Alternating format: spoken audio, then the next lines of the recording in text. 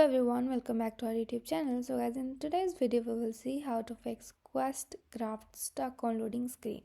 So guys, if you're facing this issue, in this video we have few fixes that you can try and get your problem resolved.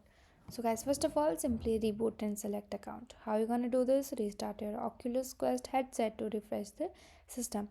After refreshing, relaunch the Questcraft application again, and instead of signing in a new, press select account, and from there choose your existing account. Okay, after doing this guys, you also ensure correct login and settings. So just simply power off and then power on your Oculus Quest, and then when logging in, select the keep me logged in option to maintain your session. Ensure your renderers is set to the correct option, typically the third one, which is GL4ES 1.1.5. After this, confirm that the fabric version of Minecraft is selected. After setting up, load the game and wait patiently without removing the headset during this period. And then guys, adjust your RAM allocation. Launch the POJAV launcher application on your device and then navigate to settings within the launcher. And then from there, go to Java Tweaks, adjust the memory allocation to ensure sufficient RAM is dedicated to your game.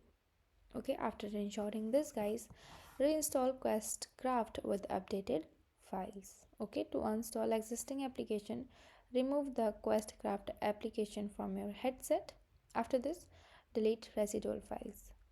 To do this, check your files to ensure that any net.kdt.poj launcher.debug folder is deleted. Okay, after making sure that these are deleted, download and install latest applications. Okay, obtain the most recent application from the official GitHub repository and then sideload the APK to your headset.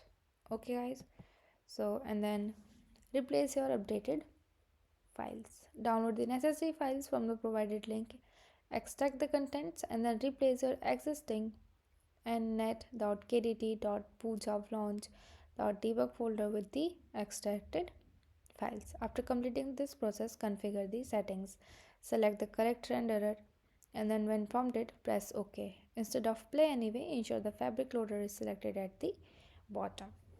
Okay, this is how you can just simply configure your settings. So guys, these are the steps that you can follow to get your problem and issue solved. I hope this video helps you to make sure your problem solves. Thanks for watching.